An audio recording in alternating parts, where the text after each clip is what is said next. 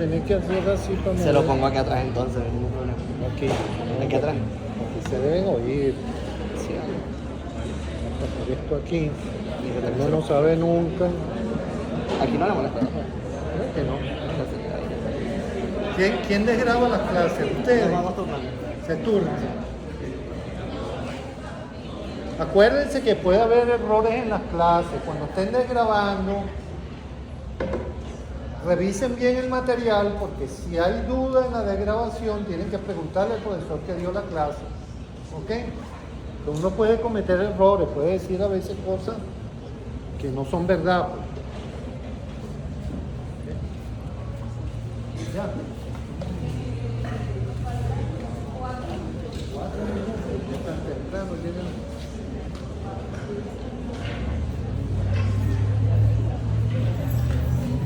De todos modos, mire, yo voy a comenzar para que haya más chance de, si hay algún tipo de interacción, puede ocurrir. Entonces, fíjense, la clase de hoy va a ser sobre un fenómeno que forma parte de, ¿cuáles son las leyes que regulan el universo? El universo está regulado por qué fuerzas. ¿Ah? Gravedad es una. Fuerza nuclear. ¿Cuál? Fuerza nuclear débil y fuerte. Fuerza nuclear, bueno, no estoy tan seguro.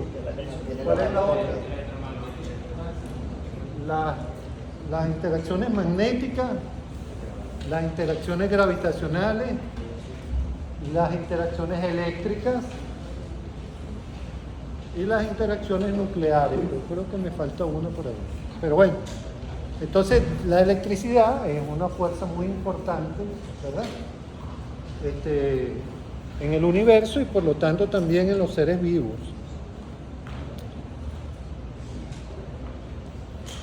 ¿Quién escribió Frankenstein? ¿Ah?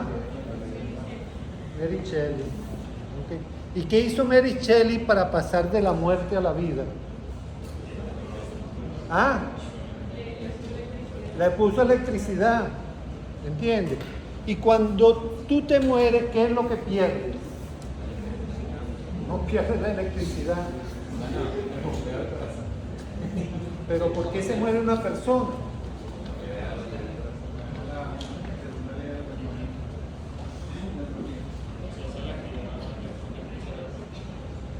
¿Qué es lo principal que se pierde? Por incluso ahí la rigidez muscular. ¿La? Habla duro. Se pierde la producción de ATP. De ATP, de energía. ¿Me entiendes? Por eso fíjense cómo se relacionan las cosas, ¿no? Lo que hizo Mary Shelley fue aplicar energía de otra manera, pero fue algo inteligente, ¿ok? Bueno, entonces fíjense, ¿qué es la electricidad? La electricidad es el movimiento de electrones en un conductor, ¿ok? Es una forma de energía debido al flujo de electrones a través de un conductor eléctrico. Esa es la definición de electricidad. Existen diferentes tipos de cargas eléctricas, ¿verdad? Esto es algo que a uno se le olvida, pero a veces después para entender las cosas hay que tener siempre las definiciones claras, ¿ok? Entonces, fíjense, electrones tienen carga negativa, forman parte del átomo, ¿verdad?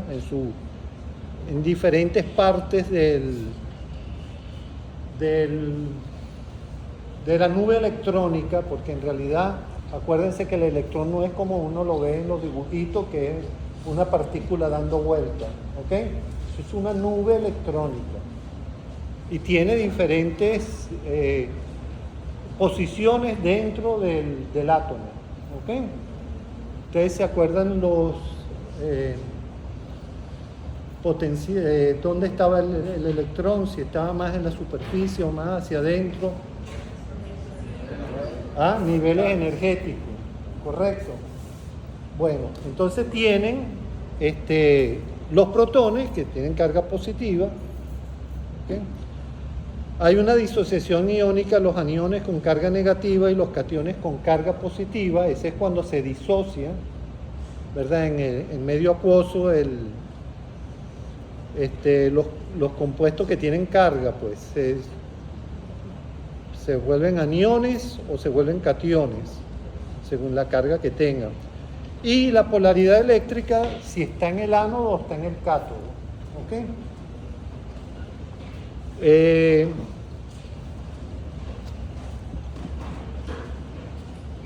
¿Cómo funcionaban los televisores de antes? Creo que los de ahora ya son con diodos, cosas de esas. Yo me acuerdo de los de antes. ¿No se acuerdan que había un tubo de rayos catódicos? Producía, en la parte de atrás, se producía un flujo de electrones y eso, con un imán, aparecía la imagen y se ordenaba. Eso fue genial, el descubrimiento de la televisión. ¿Ok? Bueno, entonces por eso es que uno recuerda que el cátodo es el que produce los electrones y el ánodo es el que recibe los electrones o el polo positivo. ¿Ok? Hay diferentes formas de electricidad. Una de esas formas es la electricidad estática. ¿Alguien ha tenido experiencia con la electricidad estática? ¿Sabe qué es o ha tenido experiencia? ¿Ah? Ninguno. ¿Qué has visto tú que puedes decir de la electricidad estática?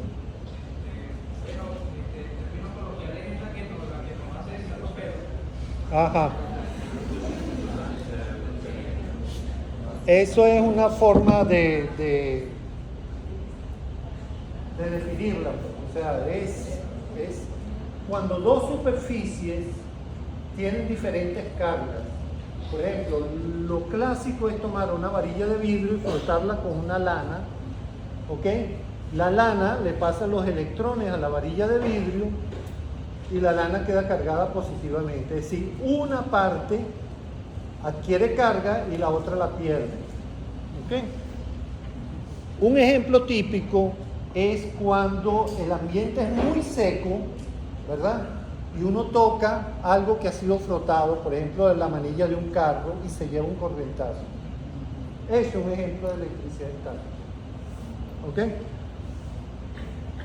La electricidad dinámica es la corriente usual que permite que estos aparatos funcionen, la que tenemos en las casas. Y hay un concepto interesante que es la conductividad eléctrica. Ahí tienen la conductividad eléctrica al inverso de la resistencia. ¿Ok? ¿Cuándo hay más conductividad? Cuando se trata, por ejemplo, de un metal. El metal permite que haya flujo de electrones con mucha facilidad, además que tiene bastantes átomos que tienen electrones en su superficie. Entonces el metal permite el paso de la electricidad con facilidad. ¿Cuál es el metal que más se usa para permitir el paso de la electricidad? El cobre. El cobre, ¿ok? ¿Ah? Aquí se lo roban en el instituto. Sí, eso es verdad. Miren, entonces, y lo que no tiene conductividad es la goma, por ejemplo. La goma no deja pasar el flujo de electrones y es una protección, guantes de goma, zapatos de goma, etc. ¿Ok? Hay diferentes tipos de electricidad. La que ustedes conocen común, bueno, ustedes conocen varias, pero la común de uso cotidiano es la corriente continua, también conocida como directa. Ya verán por qué. Las baterías tienen corriente continua. ¿Ok? Ahí tienen el ejemplo de las baterías. Pero hay otra que uno no toma muy en cuenta, que es la producida por los dinamos. ¿Ok? Los dinamos son algo interesantísimo. ¿Ustedes qué concepto tienen del dinamo?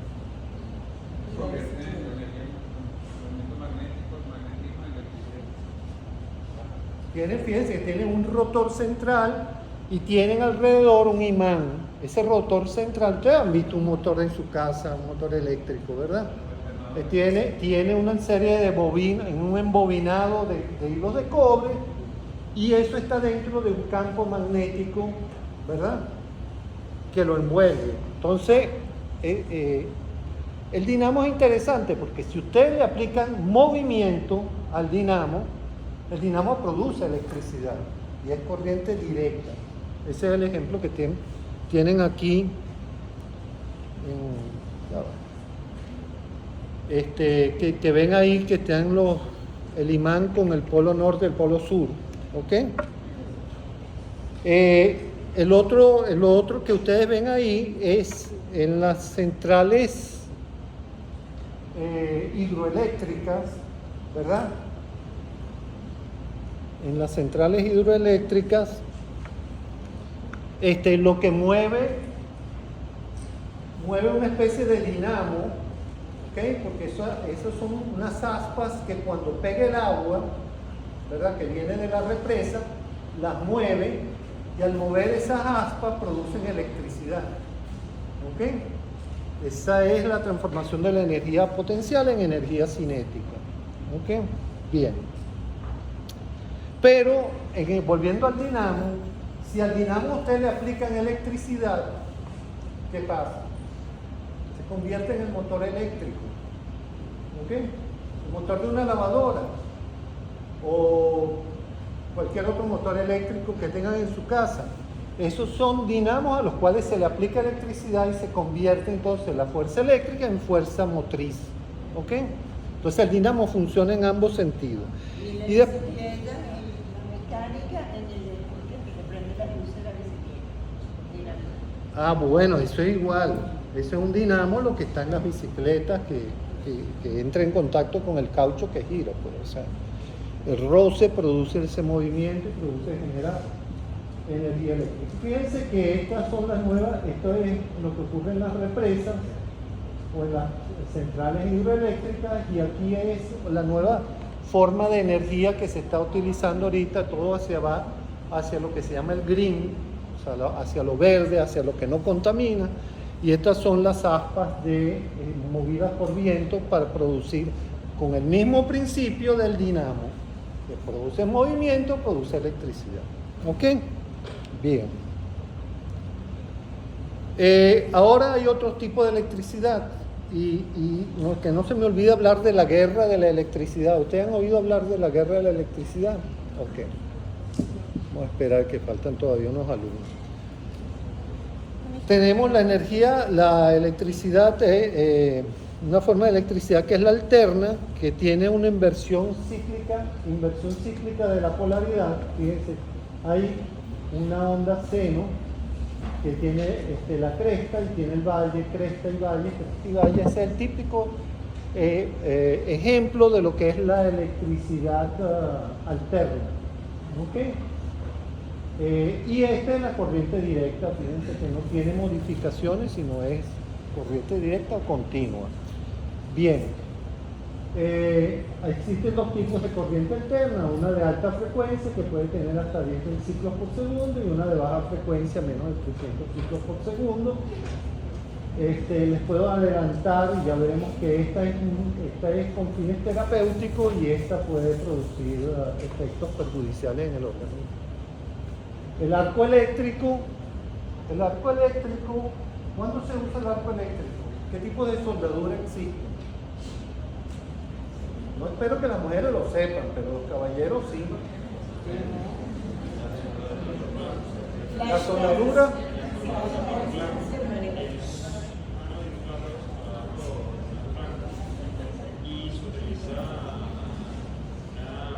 se utiliza unos electrodos que son los que se funden cuando hay, por eso aparece el arco voltaico aquí, pero hay otro tipo de soldadura que es la autógena, que es por soplete, ¿ok? O sea, son cosas que de la vida diaria que ustedes tienen que manejar. Fíjense qué pasa aquí con la producción de electricidad. Esta es otra fuente de energía green o verde, que es por célula fotoeléctrica, utilizando el principio de la célula fotoeléctrica, que es la incidencia de un rayo de luz que hace que en ciertos tipos de materiales, por ejemplo el silicio, se desprenda un electrón, ¿verdad? Y ese electrón, como son muchas placas, logran producir una corriente suficientemente alta para poder hacer funcionar una casa. Fíjense que aquí está la batería que produce corriente directa, está la celda solar que produce corriente directa, pero esa corriente tiene que ser convertida a corriente alterna a través de convertidores, transformadores. ¿Ok? Pasamos corriente directa a corriente alterna. La ventaja de la corriente directa es que puede ser almacenada. La batería de los carros es un ejemplo. ¿Ok? Mientras que la corriente alterna sí no puede ser almacenada y tiene que venir de alguna fuente que pueden ser en las represas hidroeléctricas. Una ley que es importante cuando uno habla de electricidad, esta ley es tan importante, la ley de Ohm para los electricistas, como la ecuación es igual a C al cuadrado por M. C por M, ¿qué ecuación es esa? Es igual la relatividad general, ¿ok? La energía es igual a la masa por la velocidad de la luz al cuadrado, ¿ok? Bueno, esa para los físicos es importante, para los electricistas es la ley de Ohm. Entonces fíjense, ¿qué significa la ley de Ohm? Que la intensidad de la corriente es igual al voltaje sobre la resistencia, ¿ok? La intensidad expresada en amperios, los voltios expresados en voltios y la resistencia expresada en ohmios, ¿ok? A medida que aumenta la resistencia, ¿sí? Yo quería hacer una pregunta. ¿Cuál es la diferencia entre electricidad y corriente eléctrica? Es lo mismo. ¿Es lo mismo? Es lo mismo. La corriente eléctrica es la electricidad. El término corriente eléctrica debe ser porque se mueve a lo largo del conductor, pero es exactamente lo mismo.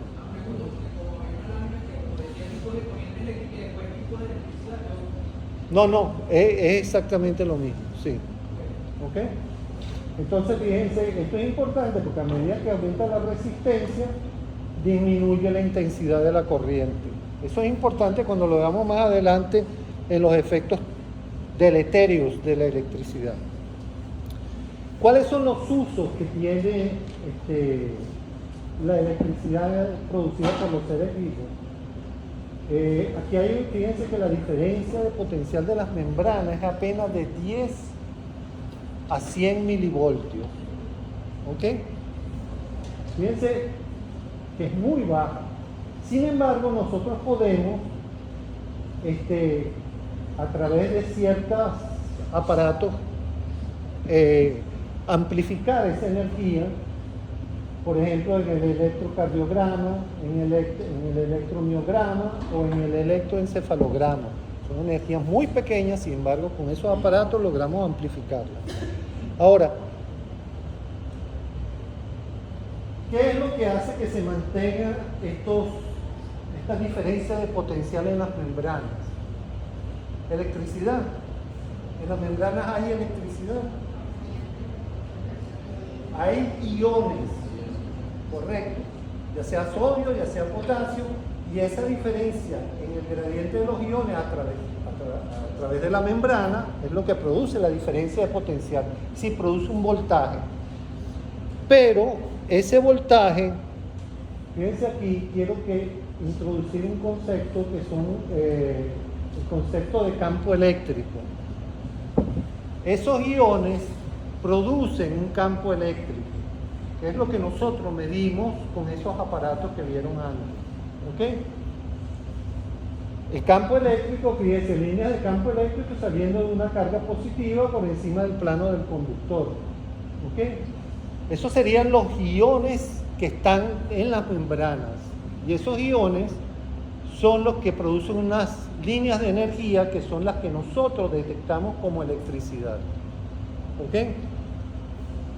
Entonces, nosotros no medimos los iones dentro de la célula, lo que medimos es el campo eléctrico producido por esos iones.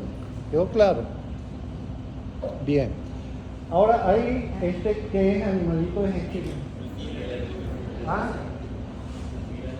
La anguila eléctrica, o en Venezuela se le llama temblador. Temblador. ¿Quién dijo temblador? Tú no eres de Caracas. ¿Es verdad? Porque comúnmente en Venezuela se le conoce como templador o anguila eléctrica. Ese animalito que está ahí puede llegar a producir hasta 800 voltios de electricidad. ¿Ok? ¿Cómo lo hace? Lo hace porque tiene como, ustedes saben lo que es un condensador. Un condensador electrónico es una pieza que acumula electricidad. Entonces él tiene múltiples láminas en su organismo que tienen diferencias de potenciales con relación a la lámina siguiente. Es decir, una está cargada muy positivamente, después viene un aislante, un dieléctrico, ¿ok? Y después viene otra lámina cargada y otra lámina cargada y así sucesivamente. Es decir, es una suma de condensadores. Un animalito de estos por cada lámina produce más o menos 0,15 voltios, pero tiene alrededor de 6.000 láminas cargadas con 0,15 voltios.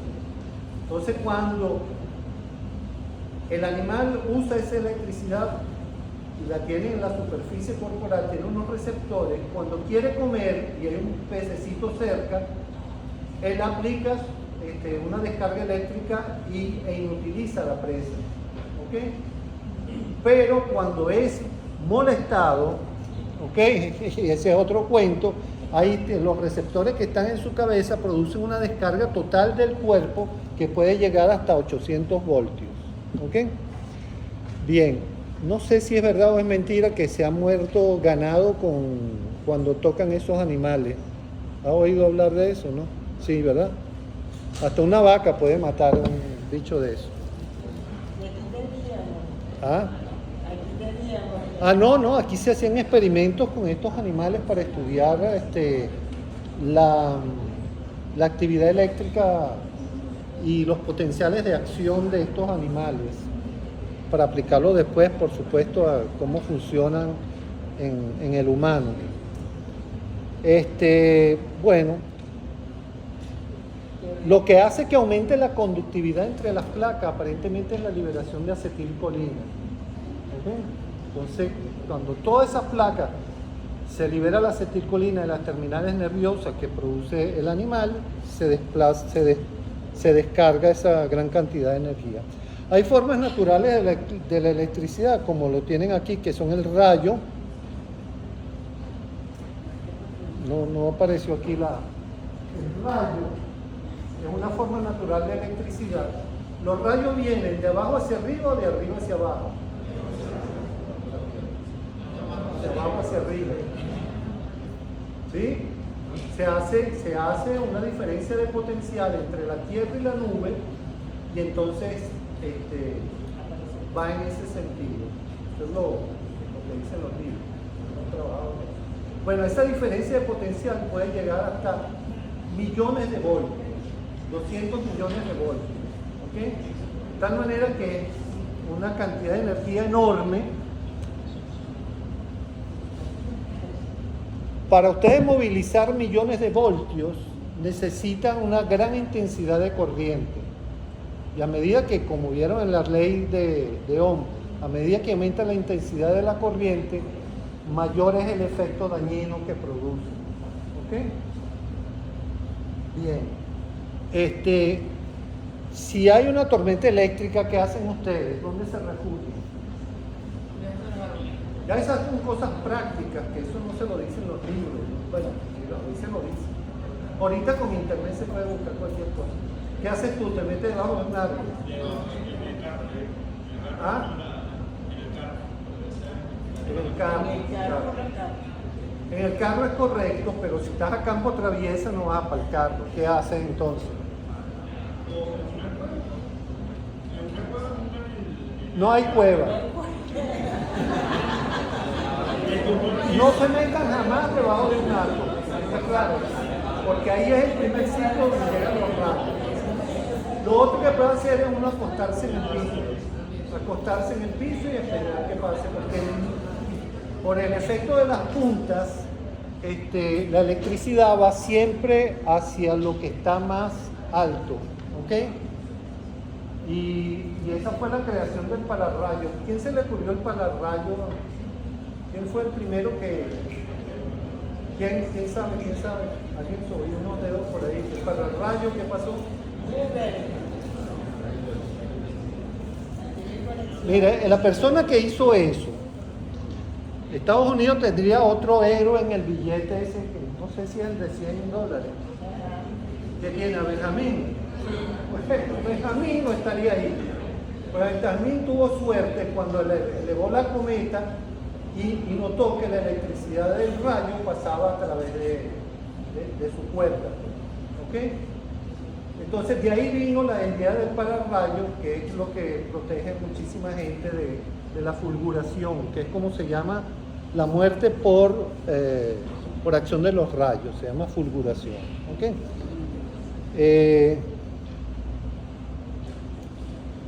Los efectos biológicos de la electricidad estática tiene pocos usos médicos. Tiene muy pocos usos médicos, más que todo la electricidad estática se usa para pintar carros. ¿Ok? Entonces ustedes agarran el chasis del carro, ¿verdad? Ponen un polo positivo y la pintura está cargada negativamente y entonces por efecto electrostático se une la pintura, etc. O sea, son más que todo usos industriales, muy pocos usos médicos. La electricidad dinámica, ya lo vamos a ver más adelante, la corriente directa también. La corriente directa se utiliza más que todo para explorar la excitabilidad muscular. ¿Ok? La electroterapia de las enfermedades neuromusculares, ya lo veremos, también tiene ahí un ejemplo. Cuando ustedes estimulan músculos que están atróficos en la fisioterapia, se utiliza impulso de corriente directa, o también se puede utilizar farádica, y la iontoforesis o ionoforesis o iontoforesis, ¿verdad? Que es una manera, como lo ven aquí, piensa que hay un electrodo que contiene la droga que quieren administrar, y aquí está el otro electrodo, porque la corriente tiene que ir del positivo al negativo, ¿verdad? Entonces la droga pasa a través de la piel, entonces ustedes administran drogas a través de este mecanismo que se llama iontoforesis. ¿Ok?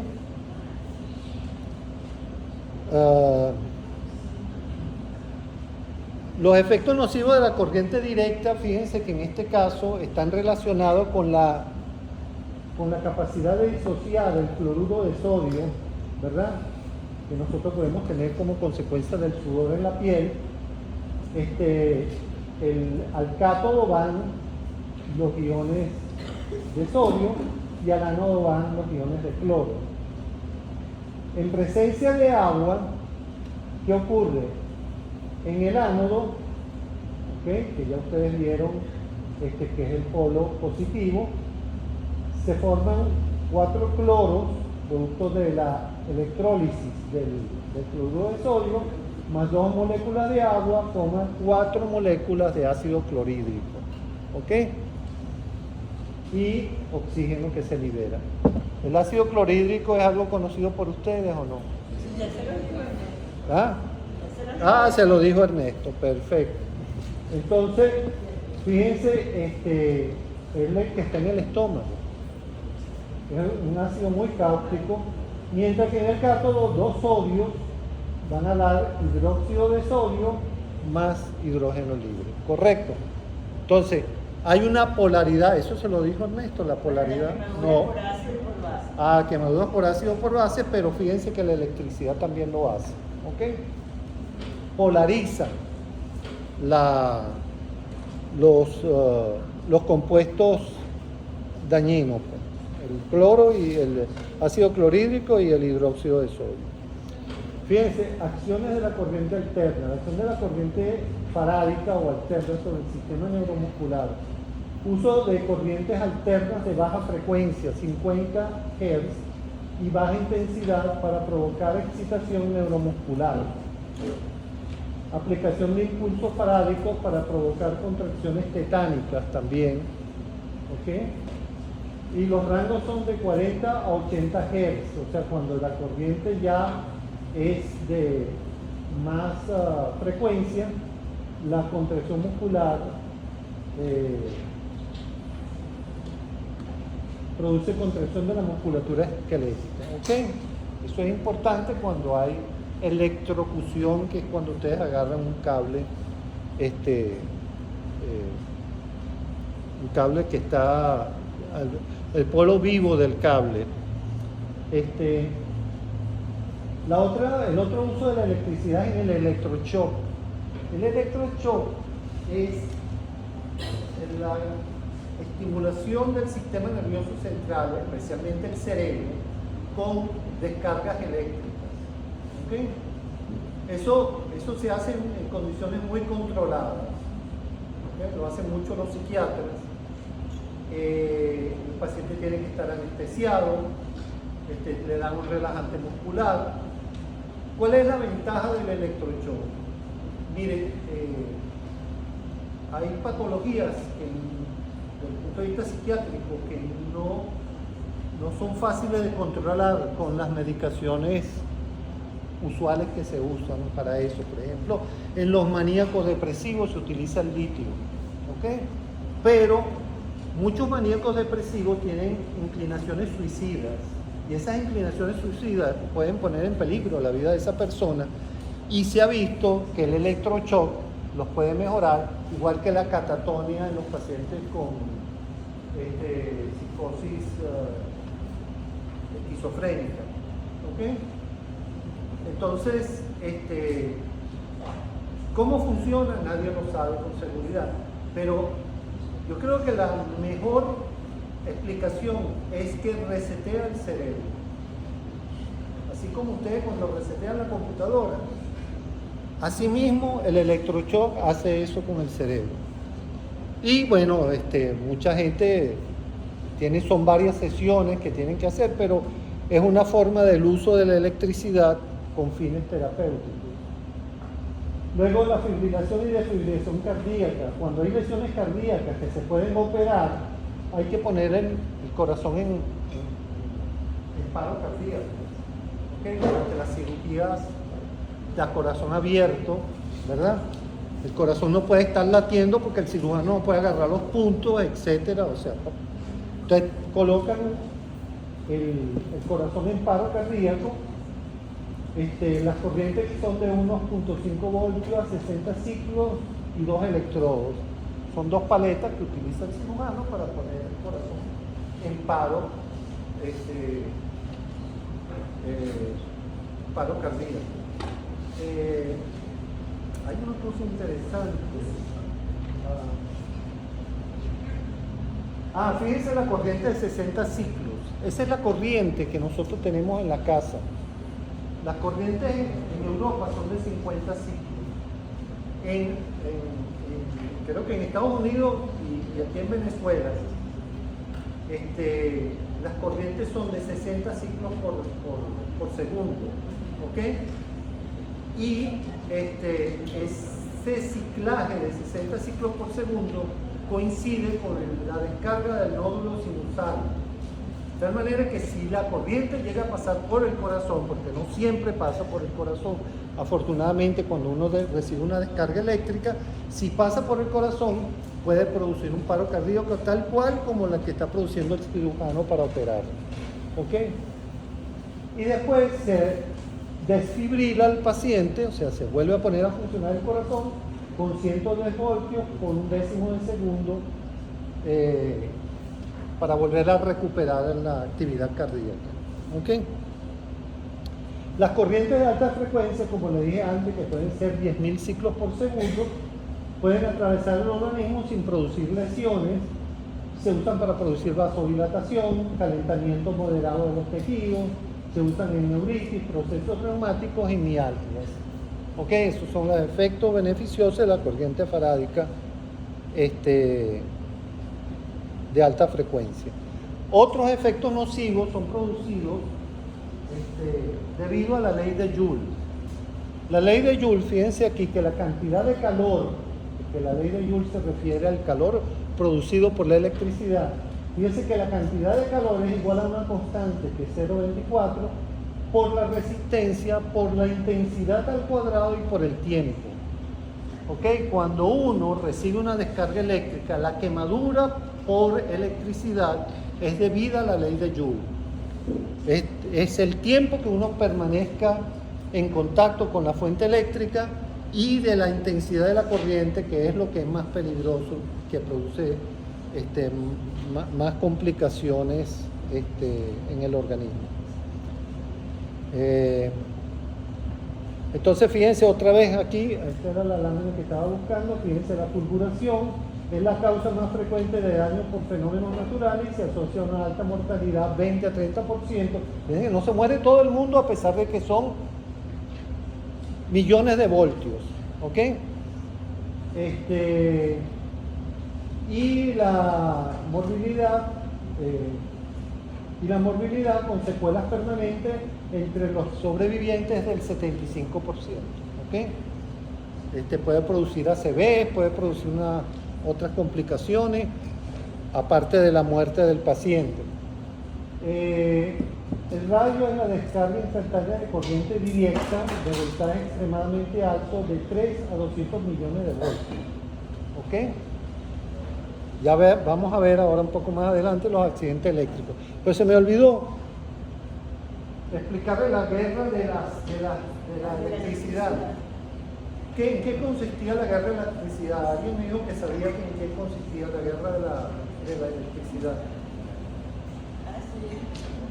¿Ah? No, nadie sabe qué significa eso. Fíjense, cuando a principios del siglo pasado, ¿quién descubrió la bombilla eléctrica? Es decir, el bulbo eléctrico. ¿Quién fue el que lo descubrió? Tomás Alva Edison, ¿verdad? Tomás Alva Edison tenía una cantidad enorme. El fonógrafo fue un invento de él, es decir, el tocadiscos. Y él era un propulsor de la corriente directa, es decir, él trataba de electrificar Estados Unidos utilizando corriente directa. Pero vino, ya estaba en el campo, no es que cayó como un paracaidista, pero estaba Nicolás Tesla, ¿ok? Que es de origen croata. Nicolás Tesla era más bien propulsor de la corriente alterna. La corriente directa, para transportarla a grandes distancias, hay muchas pérdidas, se pierde mucho en forma de calor, ¿ok?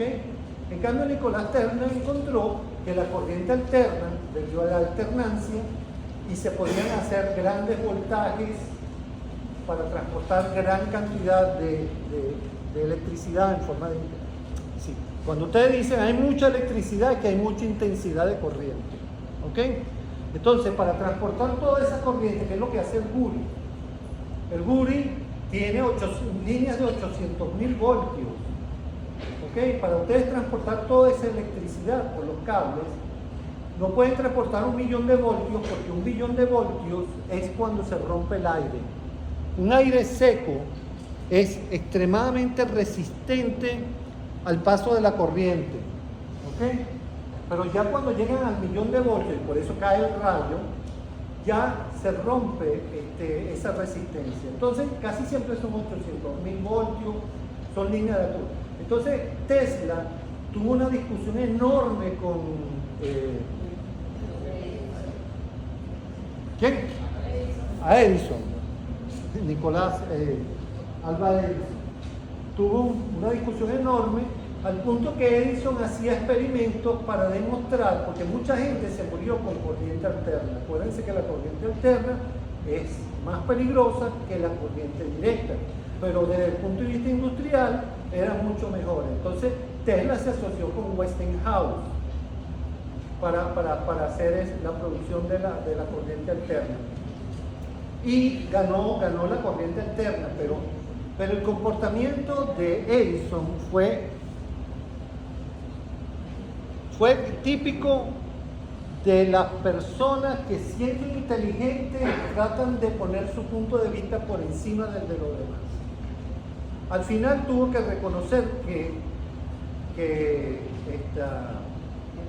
Tesla tenía razón, ¿ok? Entonces, ¿por qué se utiliza actualmente la casa corriente alterna? Por esa misma razón de que se puede transportar grandes cantidades de electricidad. Lo único que esa corriente necesita de 800.000 voltios tiene que pasar por centrales eléctricas que reduzcan el voltaje. ¿Okay? Entonces ustedes cerca de su casa tienen un poste de luz con unos transformadores que permiten que esa electricidad que es de alto voltaje llegue a su casa con 120, 110, ¿ok? De voltaje. ¿Quedó claro? Entonces esa guerra es interesante porque plantea que que aunque uno tenga razón, las cosas son difíciles de ganar, ¿ok? Dependiendo de las dificultades que le pongan a uno. Factores que determinan la gravedad de los accidentes eléctricos. Fíjense que una intensidad de 1.1 miliamperios da una sensación de choque eléctrico, apenas, ¿no? 9 miliamperios contracción muscular, 80 miliamperios fibrilación ventricular si el trayecto es cardíaco y hasta la muerte. 250 miliamperios, estamos hablando de miliamperios, fíjense, y un temblador puede producir hasta 1 amperio de electricidad, ¿ok? Parálisis respiratoria si el trayecto pasa por el bulbo raquídeo, eso se entiende también, ¿correcto? Bueno, y todo eso viene en relación con la resistencia al paso de la corriente eléctrica. ¿Por qué les digo eso? Porque una piel normal puede resistir entre 30.000 a 40.000 ohmios. Una piel húmeda y suave, la resistencia cae a 1.000 ohmios. Acuérdense la presencia del sudor, correcto. Fíjense cómo cae la resistencia de la piel. Una piel seca y gruesa, o sea, callosa, fíjense, hasta 100.000 ohmios de resistencia. Las mucosas, que son húmedas, por supuesto, tienen menos de 1.000 ohmios.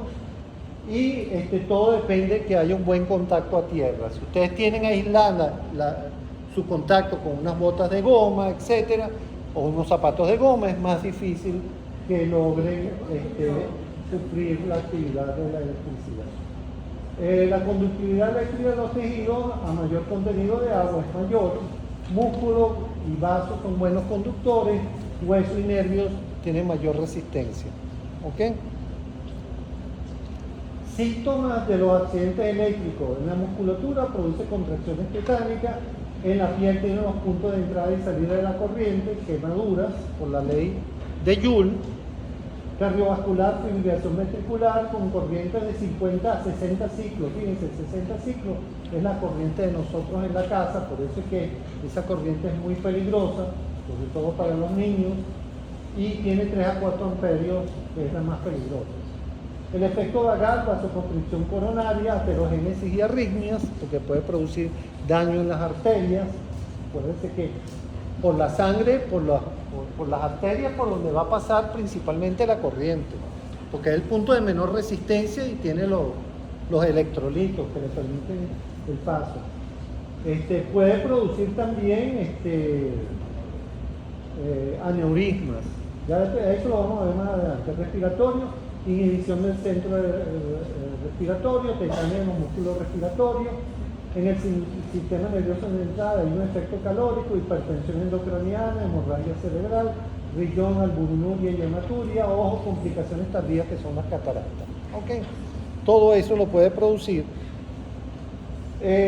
Causa de muerte por accidente eléctrico, bueno, la fibrilación ventricular que ya lo dijimos, quemaduras extensas graves con compromiso de órganos vitales, parálisis de centros respiratorios y circulatorios del encéfalo, asfixia por tetania en los músculos respiratorios, traumas mecánicos, ¿okay? Muerte tardía, días o semanas.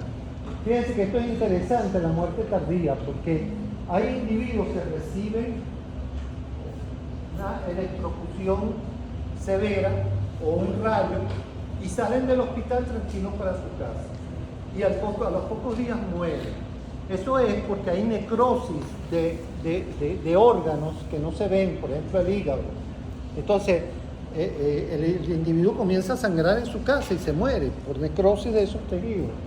Hemorragia al desprenderse tejido necrotizado, infección secundaria y hasta amiloidosis. Pueden ser las complicaciones del accidente eléctrico. ¿Qué hacer cuando un individuo está expuesto a a la acción de un accidente eléctrico. Fíjense que este individuo no trata de tocarlo, trata de aislarlo de la fuente de electricidad. Luego hay que buscar cómo eliminar la electricidad. Si hay unos breakers, lo primero bajar los breakers. Si cortar el circuito eléctrico. Entonces, asegurar el entorno, cortar la corriente, separar el individuo de la fuente eléctrica, tener cuidado si hay agua porque aumenta el riesgo de electrofusión, secar el tórax y así activar el sistema de emergencia, la RCP-32. Esto creo que ha cambiado, es un poquito vieja la lámina, y utilizar el desfibrilador externo automático. ¿Ok? Aquí había otra cosa. Los individuos se quedan pegados al cable. ¿Ok? Entonces hay que tener mucho cuidado con eso porque no es fácil separarlo de la fuente de electricidad a menos que corten la corriente.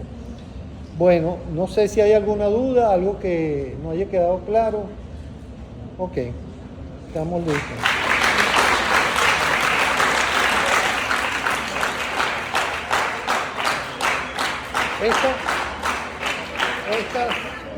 Esta presentación.